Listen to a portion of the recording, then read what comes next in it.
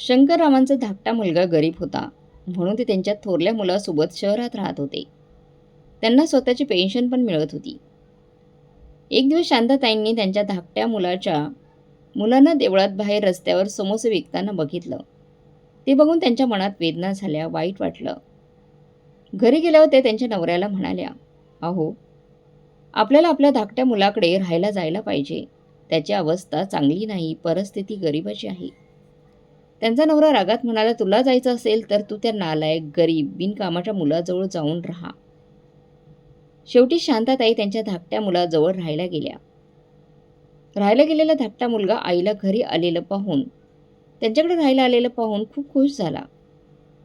खूप दिवस झाले होते आणि त्यांच्या बायकोची काहीच बातमी शंकररावांना मिळाली नव्हती. तेव्हा शंकरराव स्वतः बायकोची हालचाल बघायला गावी गेले. पण तिथे पोहोचल्यावर समोरचं दृश्य पाहून त्यांचे डोळे मोठे झाले. कारण, "शांता, बघ ना, तो आपला मोहनचा मुलगा उभा आहे ना, बघ तो समोसे विकतोय."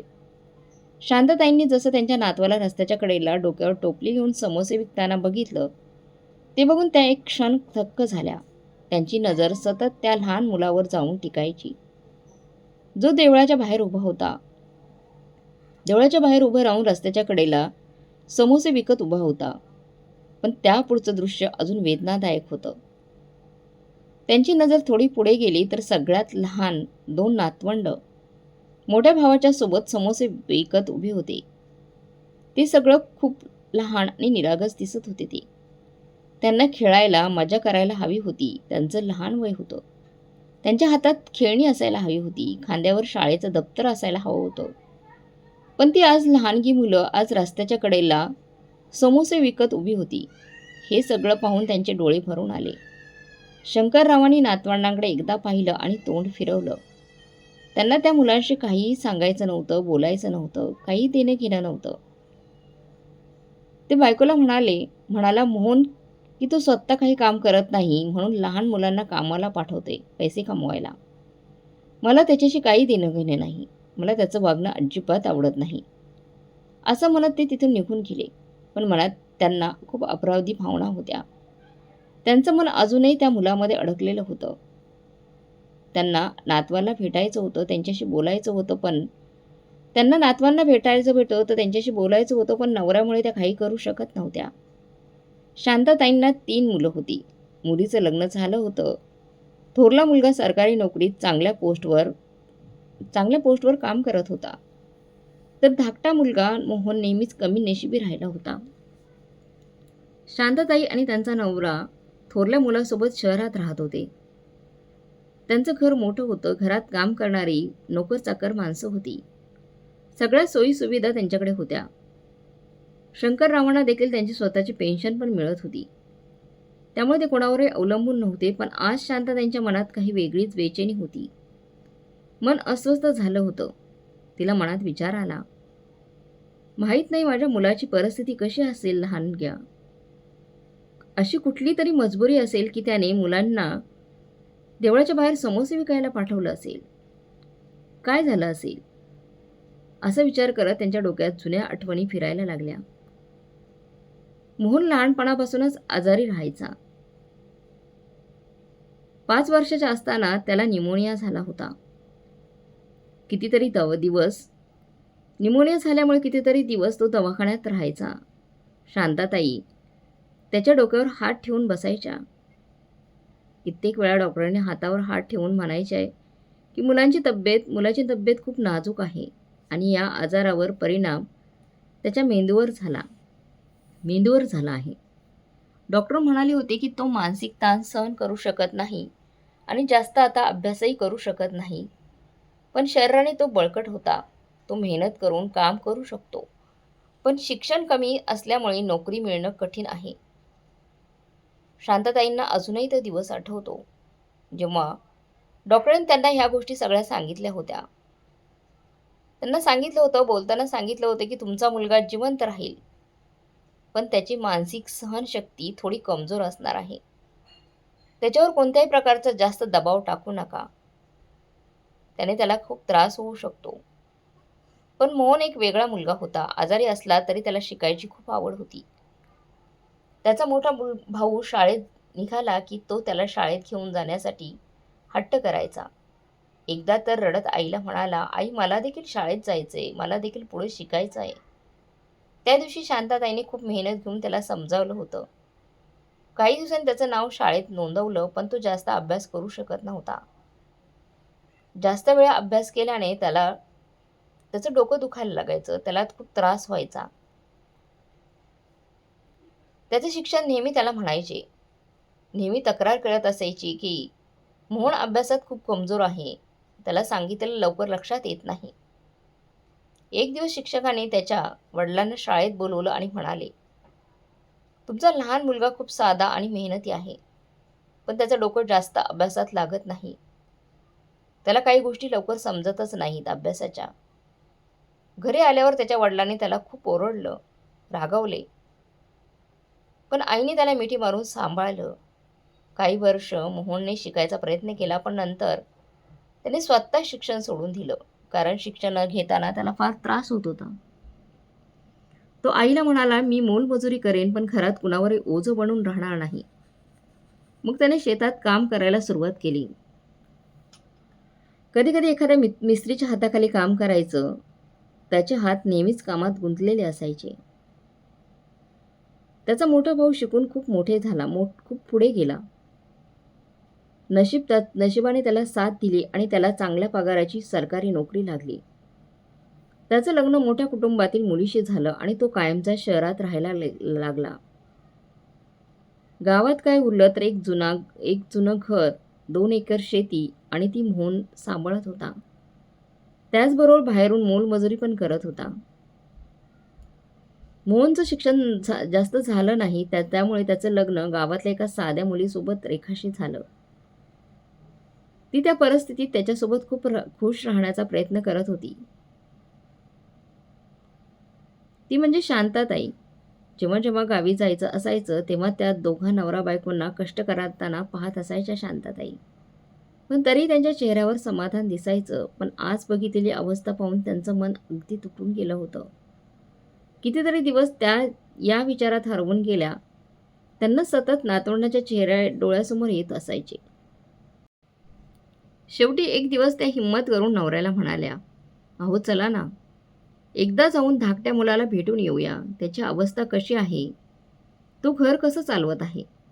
त्यांना काही कमतरता तर नाही ना? हे पाहूया." लहान मुलांना, आपल्या नातवंडांना शाळेत पाठवायचं सोडून, त्यांना शाळेत शिकवायचं सोडून देवळाच्या बाहेर समोसे विकायला का पाठवलं आहे? बायकोचं बोलणं ऐकून शंकररावांच्या रागात डोळे मोठे झाले आणि म्हणाले, "तो लहानपणापासूनच आळशी आहे. त्याला पैसे कमवायचे काहीच कळत नाही. स्वतः पैसे कमवायला त्याला जमत नाही, म्हणून त्याने त्याच्या मुलांना पैसे कमवायला पाठवले आहे. मला त्याच्याशी काहीही देणं-घेणं नाही. शांता, जर तुला त्याला भेटायचं इतकं मन होत असेल तर आनंदाने तिकडे जा. पण मी तुझ्यासोबत येणार नाही. मी माझ्या मोठ्या मुलासोबत इथेच राहणार आहे. इथे आराम पण आहे, खायला पण छान मिळतंय." मग हसून म्हणाला, "मी त्याच्याजवळ राहायला गेलो तर, त्या लहानक्या मुलाकडे राहायला गेलो तर मला स्वतःचे पैसे कमवून खाणं, स्वतःचेच पेन्शनचे पैसे कमवून त्याला खायला घालावे लागतील आणि त्याचाही सांभाळ करावा लागेल." पण शांतताईंच्या मनाला ते सुईसारखं टोचत होतं. तरी ती शांत बसली होती. कारण तिला माहीत होतं की कोणत्याही प्रकारचा वाद घालून काहीच उपयोग नाही. शेवटी आईचं मन म्हणजे आईचंच असतं ते. ते कधीच आपल्या मुलांमध्ये फरक करत नाहीत. त्यांना सगळीच मुलं सारखीच असतात. दुसरीकडे शंकररावांच्या मनात एक वेगळीच भीती होती. त्यांना असं वाटायचं की जर ते त्यांच्या धाकट्या मुलाजवळ राहायला गेले तर तो त्यांच्यावर पेन्शनचा हक्क सांगायला मागेपुढे पाहणार नाही. त्यांना भीती वाटायची की तिथे राहायला गेलो तर नाईलाजाने त्यांची पेन्शन त्याला द्यावी लागेल. पण शांताताईंच्या मनात फक्त एकच प्रश्न फिरत होता की अशी कोणती जबरदस्ती आली, कोणती अडचण आली होती की माझ्या नातवंडांना रस्त्यावर समोसे विकायला लागत आहेत. नवऱ्याचं बोलणं ऐकून त्या थोड्या वेळ शांत बसल्या, पण मनात एक आग पेटत होती. त्यांना माहीत होते की त्यांचा नवरा खूप हट्टी स्वभावाचा आहे. तोंडातून निघालेला शब्द म्हणजे शेवटचा शब्द असतो. पण एका आईचं मन मुलासाठी त्रास सहन करू शकत नाही. शांतताई रात्री खूप वेळ जाग्या होत्या. विचार करत होत्या. त्यांना नातवंडांच्या निरागस चेहऱ्यांचा विचार सतत येत होता. शेवटी त्यांनी मनात ठरवलं, जर त्यांच्या नवऱ्याला गावात यायचं नको असेल तर नको येऊ दे, पण त्या छोट्या मुलांच्या जवळ जायलाच लागेल मला जायला हवं. दुसऱ्या दिवशी चुपचाप त्यांची पिशवी त्यांनी गोळा केली. काही गरजेचे कपडे आणि काही वस्तू त्या पिशवीत घेतल्या. घरात लोक स्वतःच्या कामात रमलेले असताना कुणालाही काहीही न सांगता गावाला जाणाऱ्या बसमध्ये चढल्या. रस्त्यात त्यांचं हृदय जोरजोरात धडधडत होतं. मोहन कसा असेल, नातवंड कशी असतील, काही कळत नव्हतं. काही तासांच्या प्रवासानंतर गावात पोहोचले. गावातील हिरवळीने भरलेली शेते पाहून मन त्यांचं प्रसन्न झालं. हळूहळू मुलाच्या घराकडे चालायला लागल्या. घराजवळ गेल्यावर म्हटलं तरी मोहन कुठेच दिसला नाही. दरवाजाही बंद होता. शेजारी असलेली ती मुलगी म्हणाली, ते दोघंही नवरा बायको शेतात कामाला गेले आहेत. त्यानंतर तीही शेतात गेली. तिथे मोहन आणि त्याची बायको दोघेही काम करत होते. त्यांच्या चेहऱ्यावर थकवा स्पष्ट दिसत होता, पण ती कडक उन्हात दोघेही काम करत होते, कष्ट करत होते. ते त्यांच्या मुलासाठी हसत हसत ओरडल्या, मोहन मोहन मोहन. तो ओरडता आवाज ऐकला आणि आश्चर्याने मागं पाहिलं. समोर आई उभी होती. आईला पाहून तो आश्चर्यचकित झाला. लगेच धावून आईजवळ गेला आणि तिला मिठी मारली. त्याचे डोळे भरून आले. मोहन म्हणाला, आई, तू इथे कशी आहेस? कधी आलीस? कशी आलीस? सून रेखा सासूला बघून डोक्यावर पदर टाकून जवळ आली. त्यांच्या पाया पडली आणि म्हणाली, आई, तुम्ही सांगितलं नव्हतं, अचानक आलात. नाहीतर आम्ही तुम्हाला घ्यायला स्टेशनला आलो असतो ना. दोघांच्या चेहऱ्यावर आनंद खुलून दिसत होता. जणू काहीतरी मौल्यवान भेटलं आहे असं वाटत होतं. मोहन म्हणाला, आई, इथे का उभी आहे? चल, आपण घरी जाऊ. तू प्रवास करून थकले असशील ना. ते दोघं मग त्यांच्यासोबत घरी निघाले. घर खूप जुनं होतं. शेणाने सारवलेलं होतं, पण नीट सांभाळलं होतं. अंगणात एक खाट होती, पण घर एकदम स्वच्छ आणि छान, शांत, आपुलकीने भरलेलं दिसत होतं. रेखाने म्हणजे त्यांच्या बारक्या सुनबाईने त्यांना पाणी आणून दिलं आणि म्हणाली, आई, पाणी प्यायला घ्या. मग ती चुलीवर चहा बनवायला गेली. शांताताई शांत बसून मन लावून सगळं बघत होत्या. इथे ना नौकर होते, ना कुठल्या सुखसुविधा, पण घरात सगळीकडे आपुलकी त्यांना घरात जाणवत होती. मोहन आईजवळ बसला होता आणि तिच्या तब्येतीची विचारपूस करत होता. मोहन म्हणाला, आई, तू सांगितलं नाही का गावी येणार आहेस? मी तुला घेऊन आलो असतो. अगं, मी तुला न्यायला आलो असतो. शांतताईंनी फक्त हसून त्याच्या डोक्यावर हात फिरवला. त्यावेळी अचानक त्यांना शहरातल्या घराची आठवण झाली. त्यांच्या मोठ्या मुलाचा खूप मोठा बंगला होता. सगळ्या सोयी सुविधा होत्या, पण घरात एक वेगळीच शांतता होती. शांतताईंची मोठी सून खूप शिकलेली होती, खूप मोठी होती आणि मोठ्या कुटुंबातील होती. सुरुवातीला शांतताईंना वाटलं होतं की वेळेनुसार ती या वातावरणात रमून जाईल, पण असं कधी झालंच नाही. त्यांची मोठी सून नेहमी त्यांच्यापासून दूरच राहत होती. जास्त घरात बोलायची नाही, सासूबाईंशी बोलायची नाही, फक्त कामापुरतं बोलायची. बहुतेक वेळ ती तिच्या खोलीतच असायची किंवा तिच्या मैत्रिणींसोबत मजा करत असायची. सासूजवळ बसून 2 शब्द बोलायला पण तिला वेळ नसायचा. ती तिच्या स्वतःच्या जगातच मग्न होती. प्रत्येक वेळी शांतताई तिच्याजवळ जाऊन बोलायला गेले तर ती म्हणायची, आई, मला आता काम आहे, आपण नंतर गप्पा मारूया. पण घरातलं सगळं काम तर नोकर करत असायचे. त्यांची मोठी सुनबाई कधीही तिच्याशी मनमोकळेपणाने बोलली नाही. कधी कधी तर आई सरळ बोलायची, तुम्ही गावची साधी सरळ माणसं आहात. तुमचं आमचं बोलणं कदाचित समजणार नाही. तिचं बोलणं ऐकून शांतताईंचं मन खूप दुखायचं. पण त्या शांत बसायच्या, काही बोलायच्या नाही. त्यांना असं वाटायचे की एवढ्या मोठ्या भरल्या घरातही त्या एकट्याच आहेत. नोकर जेवण आणि औषधं आणून खोलीत द्यायचे, पण त्यांच्यासोबत बसून बोलण्यासाठी कुणाकडे वेळ नसायचा. आणि आज गावाकडे या छोट्याशा घरात बसून त्यांच्या मनाला एक वेगळीच शांतता मिळाली होती. रेखा त्यांची छोटी सुनबाई चहा घेऊन आली आणि सासूसमोर ठेवून म्हणाली, आई तुम्ही सकाळपासून काही खाल्लंय का? काहीच माहीत नव्हतं. तिच्या बोलण्यातून आपलेपणा होता. तिच्या बोलण्यात आपलेपणा त्यांना जाणवला. शांतपणे मुलांकडे आणि सुनेकडे त्यांनी पाहिलं. जे दिवसभर रानात काम करत होते, कापडे मातेने भरलेले होते, पण डोळ्यात आपुलकीचे दोघांचेही भाव होते. त्यांनी मनातल्या मनात विचार केला की बहुतेक माणसाची खरी संपत्ती म्हणजे प्रेम आणि आपुलकी असते, जी मोठ्या घरात नसून माणसाच्या मनात असते. शंकररावांना हे चांगलं माहीत होतं की त्यांची बायको कुठे गेली आहे. त्यांना पूर्ण माहीत होतं की आईचं मन मुलाच्या काळजीपासून जास्त दिवस दूर राहू शकत नाही. त्यामुळे सुरुवातीला त्यांनी या गोष्टीची फारशी काळजी केली नाही. शंकररावांना माहीत होतं की त्यांची बायको त्यांच्या बारक्या मुलाकडे गावी गेली आहे. त्यांना असं वाटत होते की बायको मुलाजवळ राहून मन भरल्यावर ती शहरात परत येईल, असं त्यांना वाटायचं. पण 15 दिवस उलटले तरी त्यांची बायकोची काहीच बातमी आली नाही. त्यामुळे मनात खूपच बेचैनी वाढू लागली. एकदा ते त्यांच्या खोलीत एकटेच बसले होते. नोकर जेवण ठेवायला आला होता, पण त्यांना जेवायचं मनच होत नव्हतं.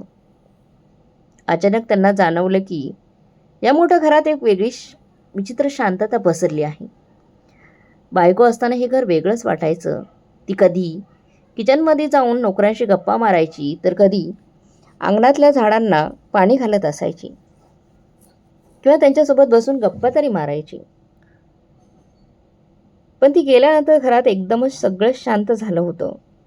कुणीही बोलायला उरलेलंच नव्हतं घरामध्ये. घरात फक्त हवा पसरलेली होती. मुलांकडे त्यांच्यासाठी बोलायला वेळच नव्हता. मोठ्या मुलाकडे सून तर तिच्याच नादात असायची आणि त्यांची नातवंडं त्यांच्या अभ्यासाच्या शाळेत व्यस्त असायची. त्यांना त्यांच्या थोरल्या सुनेचं वागणं आठवायला लागलं. शांता तिच्यासोबत बोलायला गेली की काही ना काही कारण काढून ती तिथून निघून जायची. ती कधीही सासूसोबत बसून चहा पीत गप्पा मारत नसायची. मनमोकळेपणाने बोलायची नाही. आणि नाही कधी तिने तिची सासूची कधी सेवा केली होती. कधी कधी तर ती दिवसभर त्यांना भेटायची सुद्धा नाही. तिच्या खोलीतच जाऊन बसायची. मग विचारपूस करणं तर खूप लांबची गोष्ट. हा सगळा विचार करून शंकररावांच्या मनात एक विचित्र भीती तयार व्हायला लागली. त्यांना वाटलं तिकडेही तिला असाच त्रास होत असेल का? शेवटी एक दिवस त्यांनी स्वतः गावाला जाऊन बायकोची तब्येत कशी आहे ते पाहायचं ठरवलं. दुसऱ्या दिवशी गावाला जाणारी बस पकडली आणि ते गावी पोहोचले. संपूर्ण प्रवास शांत बसलेले होते. मनात वेगवेगळे वाईट विचार येत होते. मनात सतत विचार करत होते की मुलाला आणि बायकोला गरिबीतून काही त्रास तर झाला नाही ना.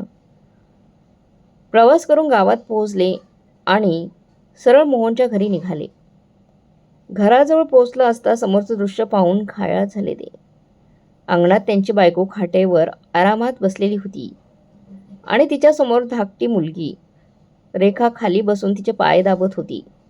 धाकटी सुनबाई रेखा खाली बसून त्यांचे पाय दाबत होती. चुलीवर काहीतरी शिजत होतं आणि मोहन त्यांचा लहान मुलगा पाण्याची घागर घेऊन आला होता. मुलांच्या हसण्याचे खेळण्याचे आवाज घरात घुमत होते. शंकरराव दुरूनच हे सगळं बघत काही वेळ तिथेच उभे राहिले. समोरचं हे सुंदर दृश्य पाहून ते हैराण झाले. त्यांनी विचार केला होता की गरिबी आणि दुःखाचं वातावरण असेल, पण इथे दिसणारा नजारा काहीतरी वेगळाच होता. इथलं राहणीमान साधं, गरिबीचं जरूर होतं, पण घरात प्रेम, आपुलकी आणि शांतता होती, माणुसकी होती घरात. शांतताईंची नजर जशी दरवाजावर गेली त्या उठून उभ्या राहिल्या आणि आश्चर्याने म्हणाल्या, अहो तुम्ही इथे कसं काय आलात? त्यांच्या आवाजात आनंद होता. मोहन लगेच पुढे आला आणि आदराने म्हणाला, बाबा तुम्ही आलात? तुम्ही सांगितलं असतं तर मी स्वतः तुम्हाला घ्यायला आलो असतो. या घरात रेखाने लगेच डोक्यावरचं पायपीट केलं. आदराने सासऱ्यांच्या पाया पडली, पदर घेतला आणि त्यांना बसायला सांगितलं. घरात जाऊन पाणी आणलं आणि म्हणाली, बाबा तुम्ही बसा, मी तुमच्यासाठी चहा घेऊन येते. मुलं पण पळत येऊन आजोबांच्या पाया पडली. शंकरराव फक्त बघत राहिले. हे जे काही होत होतं ते सगळं शांतपणे बघतच राहिले. ते बघून त्यांच्या मनात एक विचार आला. त्यांना त्या शहरातल्या मोठ्या घराची आठवण झाली, जिथे त्यांच्या बायकोला कुणीही विचारत नव्हतं, की त्यांनाही कोणी विचारत नव्हतं. पण इथे त्यांची साधी गावातली सून सासूचे पाय दाबत बसली होती आणि त्यांच्यासोबत गप्पा मारत बसली होती, जी मोठी सुनबाईने कधीही केलेलं नव्हतं. त्यांच्या प्रत्येक गोष्टीची काळजी घेत होती. ती खाटेवर बसली आणि तिचं लक्ष अंगणात बसलेल्या नातवंडांकडे गेलं त्यांचं. त्यांच्यासमोर टोपली होती, ज्यात समोसे ठेवले होते. ते पाहून त्यांच्या मनात जुनी आठवण ताजी झाली. तिने मुलांना देवळाच्या बाहेर समोसे विकताना पाहिलं होतं. थोड्या आवाजात तिने विचारलं, मोहन, तुझी मुलं देवळाच्या बाहेर समोसे विकायला जातात का? का विकायला जातात रे? मोहन हसून म्हणाला, हो बाबा. हे ऐकून त्यांच्या कपाळावर आठ्या उमटल्या. पण मोहन खूप शांतपणे म्हणाला, बाबा, ही माझी मजबुरी नाही. मी स्वतः त्यांना हे काम शिकवलं आहे. शंकरराव थोडे हैराण झाले. का का शिकवलं तू त्यांना तसं काम? त्यांच्याकडे बघू लागले. मोहन म्हणाला, बाबा, माझी इच्छा आहे की माझ्या मुलांनी आयुष्यात येणाऱ्या प्रत्येक परिस्थितीत जगायला शिकावं, त्यांना सामना करायला शिकावं. माणसाकडे जर एखादी कला असेल तर तो कधी उपाशी मरत नाही. मी त्यांना सांगितलंय की तुम्ही त्याबरोबर तुमचं शिक्षणही पूर्ण करा, पण मेहनत करण्यापासून कधीच घाबरू नका. आज जर ते काम करायला शिकले तर उद्या जो काही कठीण काळ येईल त्यात ते कधी घाबरणार नाहीत. बाजूला त्यांच्या बसलेला मोठा नातू म्हणाला, आजोबा, आम्ही रोज देवळाच्या बाहेर थोडा वेळ समोसे विकतो आणि नंतर घरी येऊन अभ्यासही करतो. थोडाच वेळ समोसे विकतो. आमचं घर, आमचे बाबा म्हणतात, मेहनत करणारा कधीच छोटा होत नाही. नातवाचं बोलणं ऐकून शंकरराव शांत झाले आणि बघतच राहिले. तसं वाटलं जसं त्यांच्या मनात बोलणं खोलवर उतरलंय. त्यांनी एक नजर आपल्या मुलावर टाकली, जो साध्या कपड्यात होता, पण त्याच्या चेहऱ्यावर स्वाभिमान आणि आत्मविश्वास झळकत होता. नंतर त्यांची नजर बायकोकडे गेली, जिला हसू येत होतं. तिच्या चेहऱ्यावर शांतता आणि आनंद दोन्ही दिसत होतं. ती शांतता जी शहरातील मोठ्या घरात, श्रीमंतांच्या घरात कधीच दिसली नव्हती. मोठा मुलगा श्रीमंत होता, पण त्याच्या घरात कधीही आनंद आणि शांतता त्यांना जाणवली नव्हती. शंकररावने मोठा श्वास घेतला आणि हळूच म्हणाले, मोहन, तू खूप छान केलं. मुलांना मेहनत करणं आणि त्यांची कदर करणं शिकवणं फार गरजेचं आहे. त्यांच्या मनात पहिल्यांदाच अशी भावना जागली. या गोष्टीची जाणीव झाली की खरी श्रीमंती मोठ्या घरात किंवा मोठ्या पदावर नोकरी करण्यात नसते, तर मनात प्रेम आणि मेहनतीचा सन्मान करण्यात असते. त्यावेळी त्यांना असं वाटलं की आयुष्यातील सगळ्यात मोठी शिकवण मला मिळाली आहे. आज गावातल्या गरिबीतल्या त्यांच्या मुलाने त्यांना आयुष्य कसं जगायचं ते शिकवलंय.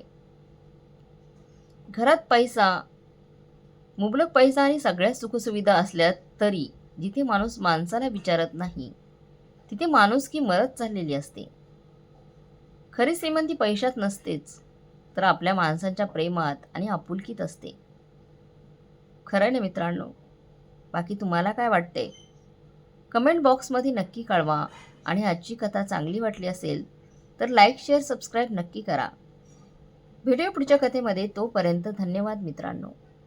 अशा प्रकारे शंकरराव आणि शांताताईंनी शेवटी त्यांच्या लहान मुलाकडे राहण्याचा निर्णय घेतला आणि आनंदाने त्यांच्या त्या लहान मुलाकडेच ते राहू लागले.